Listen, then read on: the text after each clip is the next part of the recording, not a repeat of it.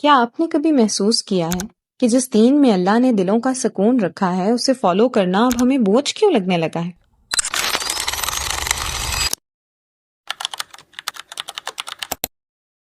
السلام علیکم۔ In learning for اللہ کے اس ایپیسوڈ میں ہم آپ کو خوش آمدید کہتے ہیں۔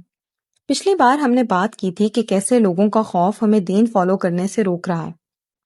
آج ہم بات کریں گے ایک ایسے چپتے سوال پر جو ہمیں اکثر اپنے اندر گونجتا ہوا محسوس ہوتا ہے، لیکن ہم اس کے جواب تک پہنچ نہیں پاتے۔ اللہ تعالیٰ قرآن پاک میں فرماتے ہیں دلوں کا سکون اللہ کے ذکر میں ہے۔ تو پھر آج ہمیں اور ہمارے دلوں کو سکون کیوں میسر نہیں؟ کیوں عبادت اور اذکار کے بعد بھی ہم میں ٹھہراؤ نہیں ہے؟ کہیں ہم کچھ غلط تو نہیں کر رہے؟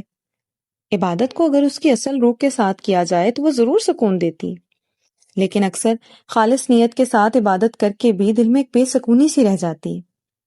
دل تنگ کیوں پڑنے لگتا ہے؟ ہمیں سوچنا چاہیے کہ کہیں ہم سے اعمال کی پریکٹس میں کوئی کوتاہی تو نہیں ہو رہی، کیونکہ نبی کریم صلی اللہ علیہ وآلہ وسلم نے جو دین ہمیں دیا تھا اس پر عمل کرنے اور اس کو اپنی زندگی میں لاگو کرنے کے لیے صحابہ ایک دوسرے پر سبقت لے جانے کی کوشش کرتے تھے، شوق سے عبادات کرتے تھے۔ تو پھر وہ شوق، وہ ولولہ ہم میں ختم کیوں ہو گیا ہے؟ کہیں جو دین ہم پریکٹس کر رہے ہیں یا ہمیں مل رہا ہے وہ انٹرپریٹیشن تو نہیں؟ کیا ہم واقعی وہی دین فالو کر رہے ہیں جو نبی کریم صلی اللہ علیہ وآلہ وسلم نے ہمیں دیا؟ آج جب ہمیں دین سکھایا جاتا ہے تو ظاہری چیزوں کو ہائی لائٹ کر کے ان پہ فوکس رکھتے ہوئے سیکھنے والے کو اتنا ڈی گریڈ کر دیا جاتا ہے کہ وہ جتنی کوشش کرتا ہے اسے اتنا ہی بوجھ محسوس ہوتا ہے۔ چاہے وہ نو مسلم ہو یا دین کا ایک نیا اسٹوڈنٹ، اسے دین رحمت نہیں لگتا بلکہ پریشر لگنے لگتا ہے، جس سے وہ آہستہ آہستہ دور ہو جاتا ہے اور اسے پتہ بھی نہیں چلتا۔ اگر وہ پہلے سے ماننے والا ہو تو وہ اپنی پچھلی تمام پریکٹسز کو ترک کر دیتا ہے، جبکہ اللہ تعالیٰ قرآن پاک میں فرماتے ہیں کہ اللہ تمہارے لیے آسانی چاہتا ہے، مشکل نہیں۔ ایک اور جگہ ارشاد ہے اللہ نے دین میں تم پر کوئی تنگی نہیں رکھی۔ جب اللہ نے دین کو مشکل نہیں بنایا، وہ ہماری فطرت کے عین مطابق ہے۔ اللہ تعالیٰ نے انسان کو پیدا کیا ہے اور اسلام کو اس کی فطرت کے عین مطابق ڈیزائن کیا ہے۔ اس میں ایسا کچھ نہیں ہے جو انسانی فطرت یا صحت پر منفی اثر ڈالے۔ تو پھر ہمیں ایسا کیوں لگتا ہے کہ دین ہمارے اوپر ایک بوجھ ہے؟ کیونکہ ہم نے دین میں کلچر کو اور لوگوں کی ایکسپیکٹیشنز کو ڈال کر اسے خود پر ایک پریشر بنا لیا۔ آپ خود سے سوال کریں، کیا آج آپ میں اور بنی اسرائیل میں کوئی فرق ہے؟ وہ بھی بس اللہ کے ان احکامات کو مانتے جن میں انہیں آسانی نظر آتی۔ وہ اکثر ان حلال چیزوں کو خود پر حرام کر لیتے جو ان کی سوچ پر پوری نہ اترتی، اور ان حرام چیزوں کو خود پر حلال کر لیتے جس سے رکنا انہیں مشکل لگتا۔ جبکہ اللہ نے ہمیں ایک ready to follow chart sheet دے رکھی ہے جس میں زندگی گزارنے کے طریقے واضح ہیں، سونے سے لے کر اٹھنے بیٹھنے، کھانے پینے، کسی سے ملنے، کاروبار کرنے، ہنسنے رونے بولنے تک کا طریقہ واضح طور پر نبی کریم صلی اللہ علیہ وآلہ وسلم کی زندگی سے ہمیں سکھا دیا گیا ہے۔ لیکن ہم کیا کرتے ہیں؟ ہم خود ہی اس میں اختراع یا انکار کا پہلو نکال لیتے ہیں، حالانکہ اللہ نے ہمیں واضح طور پر قرآن پاک میں فرمایا ہے اپنی زبان سے جھوٹ گڑھ کر یہ مت کہو کہ یہ حلال ہے، یہ حرام۔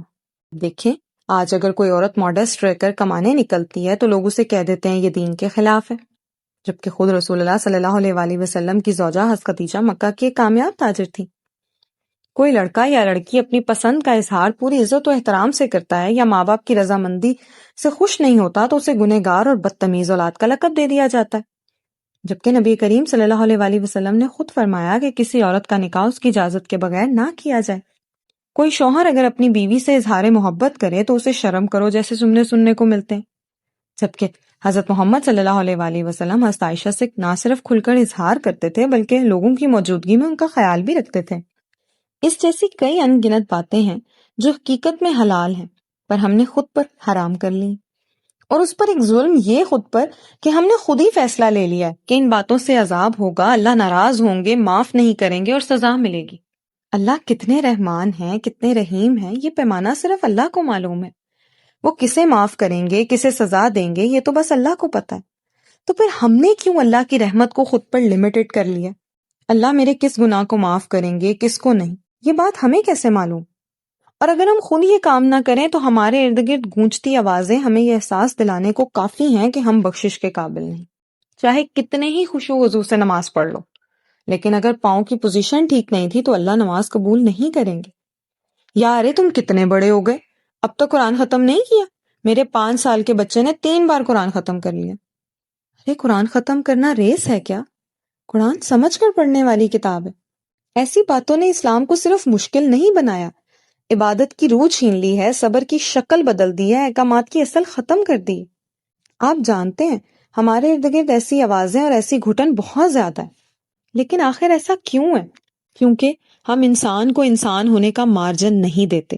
ہم کہتے ہیں پرفیکٹ بن جاؤ، سب سیکھ لو، سب کرو، چپ رہو، آواز نہ اٹھاؤ۔ اگر کوئی اسلام کو فالو کرنا چاہے تو کہتے ہیں اچھا چلو دیکھتے ہیں کب تک کرتے ہو۔ ارے تم نے یہ ذکر نہیں کیا، ارے وہ عبادت نہیں کرتے، ویسے تو بڑے مسلمان بنے پھرتے ہو۔ پھر انسان لوگوں کے ڈر سے اپنا ایک پرفیکشن کا پیمانہ سیٹ کر لیتا ہے، ایک لمبی سی تہجد پڑھتا ہے، لمبی لمبی قرآن کی تلاوت کرتا ہے، سارا دن ذکر میں گزار دیتا ہے اور اس سارے پریشر کو خود پر امپوز کرتا ہے اور تیسرے ہی دن تھک کر سب کچھ چھوڑ دیتا ہے، یہاں تک کہ یہ ڈر بھی ذہن سے نکال دیتا ہے کہ اللہ تعالیٰ اس کے بارے میں کیا سوچیں گے۔ اگر ہمیں وہ حدیث یاد ہو جس میں آپ صلی اللہ علیہ وآلہ وسلم تک یہ بات پہنچی کہ ایک صحابی کہہ رہے ہیں کہ میں ہمیشہ رات بھر نماز پڑھوں گا، دوسرے نے کہا میں ہمیشہ روزہ رکھوں گا، کبھی نہیں چھوڑوں گا، تیسرے نے کہا میں عورت سے الگ رہوں گا، کبھی شادی نہیں کروں گا، تو نبی کریم صلی اللہ علیہ وآلہ وسلم نے فرمایا واللہ میں تم میں سب سے زیادہ اللہ سے ڈرنے والا ہوں اور سب سے زیادہ تقویٰ رکھتا ہوں، لیکن میں روزہ بھی رکھتا ہوں اور چھوڑتا بھی ہوں، نماز بھی پڑھتا ہوں اور سوتا بھی ہوں، اور عورتوں سے نکاح بھی کرتا ہوں، بس جس نے میری سنت سے منہ موڑا وہ مجھ میں سے نہیں۔ تو ثابت ہوا اسلام میانہ روی کا دین ہے، وہ آپ کو بیلنس میں رہنا سکھاتا ہے، کنسسٹنسی کے ساتھ چلنا سکھاتا ہے۔ اگر آپ خود ثابت کرنا چاہتے ہیں کہ آپ ایک اچھے مسلمان ہیں تو آپ صبح کی پہلی سانس سے رات کے آخری پہر تک اپنے ہر ایک عمل سے یہ بات ثابت کر سکتے ہیں۔ بس یہ بات ذہن نشین رکھیں اور اس بات پر کاربند رہیں کہ ہم نے ثابت صرف اللہ پر کرنا ہے کہ ہم اچھے مسلمان ہیں۔ یقین کریں ہماری زندگی کا اور ہمارے مذہب کا سینٹرل پوائنٹ صرف اللہ ہے۔ چاہے ہم فرعون کے سامنے کھڑے حضرت موسیٰ کو دیکھیں یا آگ میں لپٹے حضرت ابراہیم کو، بیماری میں صبر کرتے حضرت ایوب کو دیکھیں یا اولاد کی جدائی سہتے حضرت یعقوب کو، مچھلی کے پیٹ میں اندھیرے میں دبے حضرت یونس کو دیکھ لیں یا شیب ابی طالب جھیلتے حضرت محمد صلی اللہ علیہ وآلہ وسلم کو، ہمیں سمجھ آئے گی کہ ہمارے دین کی اصل روح، ہمارا ایمان اور یقین سب بس صرف اللہ ہے۔ اسلام میں لوگ، ان کی باتیں اور فرقہ واریت کے نام پر پیدا کی گئی بدعات کی کوئی جگہ نہیں ہے۔ تو بس صبر سے لوگوں کو سنیں، کیونکہ لوگوں کی باتیں حالات کو مشکل بناتی ہیں، اور وہ بھی اللہ کا وعدہ ہے کہ آخر میں اللہ تعالیٰ پر بھروسہ کرنے اور ان کے احکامات پر چلنے سے ٹھیک ہو جائیں گے۔ مگر جو غلط عقائد ایک بار آپ کے اعمال کا حصہ بن گئے تو وہ صرف آپ کو نہیں بلکہ آنے والی نسل کے ایمان کو بھی خراب کریں گے، اور وہ بھی آپ کی ہی طرح دین کو بوجھ سمجھیں گے۔ تو وقت آ گیا ہے کہ آئینہ دیکھیں اور خود کا سامنا کریں، جہاں سدھار کی ضرورت ہے اسے بدل ڈالیں، کیونکہ صرف ایک دل کا آئینہ ہے جسے آپ جتنی بھی رشوت دیں، جتنی بھی سفارش لگائیں، وہ آپ سے کبھی جھوٹ نہیں بولے گا۔ اس پیغام کے ساتھ مجھے یعنی 2 بچوں کی ماں کو دیجیے اجازت۔ آپ سے پھر ملاقات ہوگی اگلے ہفتے ایک نئی بات کے ساتھ۔ تب تک کے لیے اللہ حافظ۔